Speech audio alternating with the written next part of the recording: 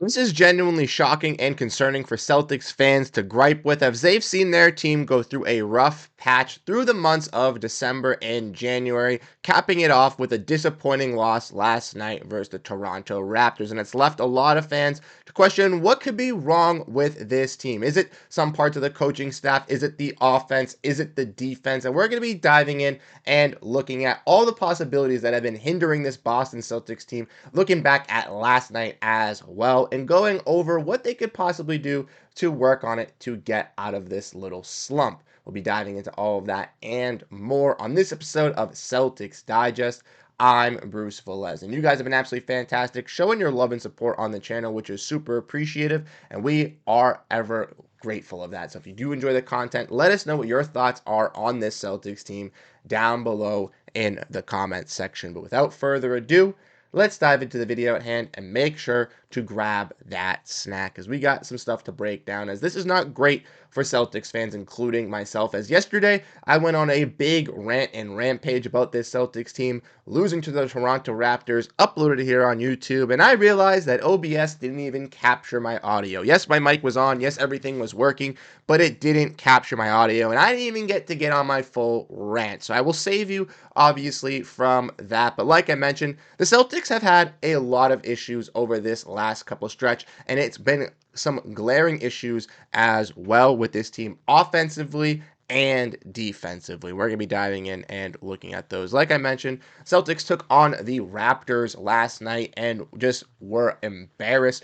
The Raptors were able to have two 30-point quarters, which is just unacceptable from the Celtics. And then the fourth, the Celtics basically just waved the white flag before it had even started. The Raptors got an early 10-point lead, and Jayson Tatum didn't even get a shot attempt in the fourth quarter. And for the Celtics fans, we have seen there's been a little bit of a pattern. If we want to look at our last 8 games, obviously we blew out the Raptors going into the season, got a nice little win streak versus the Timberwolves and Rockets, but the Thunder game was a fall from disgrace. The Nuggets game was a still battle without Nikola Jokic, and then the Kings game fell asleep in the fourth. Pelicans was a little too close to comfort, and the Raptors was a little bit disappointing too. And the Celtics have been in a little bit of a slump, as we see from Cameron Tabatabai, we can of Celtics Lab and the Celtics Wire. We can see that the Celtics were 16-3 to start off on November 30th, but now Boston is 28-12 on the season. So in this little month and a half, the Celtics have been on a little bit of a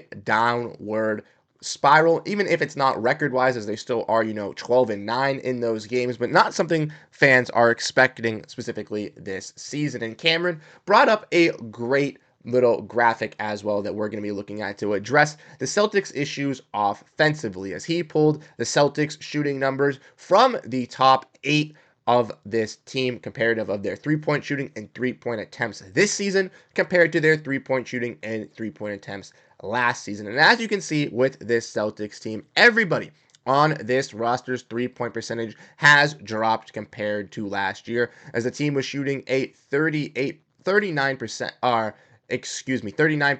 from three-point range last season. This season comparative, they are not shooting as high, as they are shooting 2.6 less percent at around a 36.2%. And we do look at the attempts, we can see that everybody on the roster besides Sam Hauser has had more attempts, which has averaged the Celtics to almost 7 more attempts to what they were attempting last season. This is where we get the 36% and the 49 attempts for a game from the Celtics. So shooting almost 53s a game and making 36% is not acceptable as a team. And some glaring issues to look at some of these players who had some big changes is obviously Jrue Holiday, as his three-point percentage has dropped from a 9.2%. Al Horford's three-point percentage, which has dropped as a 5.5%, and Sam Hauser's three-point percentage, which has dropped at a 5.3%. And I would say those three have been kind of the big X factors that unfortunately have fallen a little bit for this Celtics team offensively. We saw Jrue Holiday last year be exceptional from three-point shooting in the corner, where he was shooting 60%, and this year it just hasn't been able to be as lucky for him. A player in Al Horford we also saw last year have multiple times where he had games where he had 5, 6, 7 7 threes for the Celtics, and those games would catapult them to have 18, 20, 22-point games. But we have yet to see that from the veteran in Horford this year as well. And unfortunately, it is with the age of this team getting a little bit older. And Sam Hauser has also fallen a little bit on that three-point percentage. He's been a little bit inconsistent this year, but also dealing with those back spasms and those back injuries. And I do believe that is affecting his shooting and affecting how well he has been able to play and be at his 100% for the Celtics this season. But not only have the Celtics struggled offensively as well, but they also have struggled defensively this season in this recent stretch as well.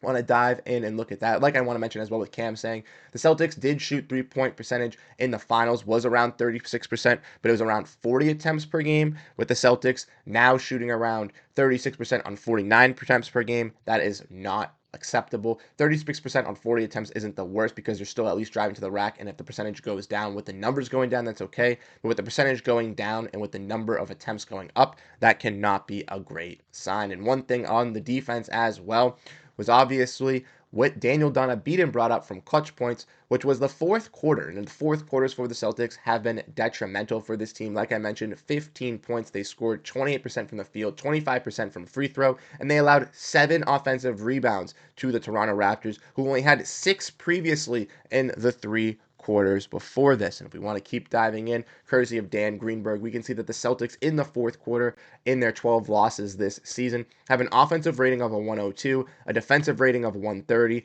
a net rating of negative 27, and a true shooting percentage of around 51%, which puts them in the 28th ranked offense, 29th ranked defense, 30th ranked net rating, and 30th ranked true shooting percentage. And the Celtics, like I mentioned, have fallen asleep in these fourth quarters. Seemingly versus the Raptors, they did so once again, where they were only able to put up 15 points. And that defensive pressure has been lacking. My boy Eamon, who was in the stream yesterday, brought up, the fact that the Celtics in their 20 were ranked, I believe, in the 26th percentile worst defensive team in the fourth quarter. And that is clearly showing with this team, not just in the fourth quarter, but all throughout. The Celtics have been not as aggressive on that defensive side, haven't been able to box out, haven't been able to get those rebounds. We see those lapses of communication offensively and defensively happening with this team, just in the slight moments of on a quick little switch or coming off a screen that allows the opponent to get those extra points, or for the Celtics to have a bad pass to then cost them a turnover. And that's also been some things as well, just the little things, the turnovers with the Celtics,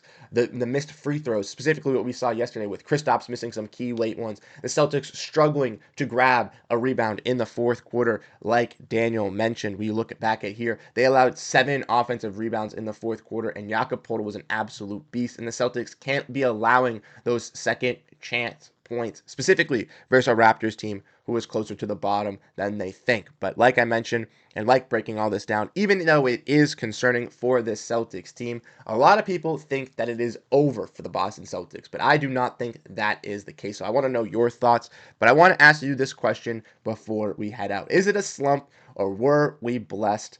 Is it a slump, or were we blessed last year? As I've seen this brought up by my boy Nick NBA, as he's always been talking on Twitter, as he was looking back at this year compared to last, thinking he's so blessed to see that realizing that he didn't realize how blessed we were last year to have such a great team, have everybody at their prime, at their peaks. And that's ultimately what we're seeing right now. Al Horford's getting a little bit older. Kristaps Porziņģis is still trying to come back into this roster. He had a amazing post-game quote where last night he basically said that they didn't come ready to play, that they weren't aggressive enough, and that they got to be better than that. And I love that Kristaps Porziņģis has taken that upon himself, strictly like some of these other Celtics players have in the past, to really enforce those game changes like they did in that loss versus the Thunder. And I do expect the Celtics to bounce back once again with them going to this homestand in this double header, taking on the Magic and the Hawks on Friday and Saturday. I do expect them to come out guns a-blazing with this team, and I expect some changes to be seen. But ultimately, I think it's just a little bit of a slump. I don't think that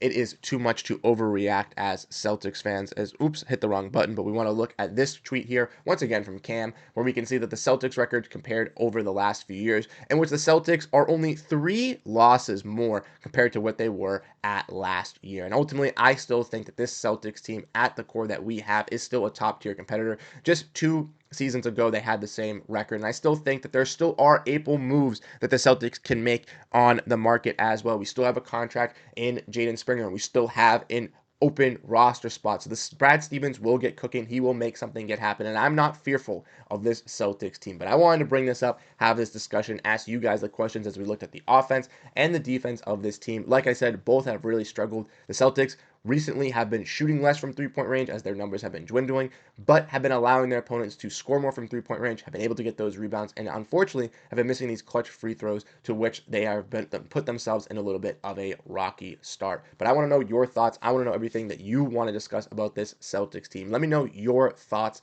in general. Are you worried about this Celtics team, or do you think it's just a rough patch? I want to know in the comment section. Like I said, you guys have been absolutely fantastic, and I'll catch you guys in the next one. Have a great rest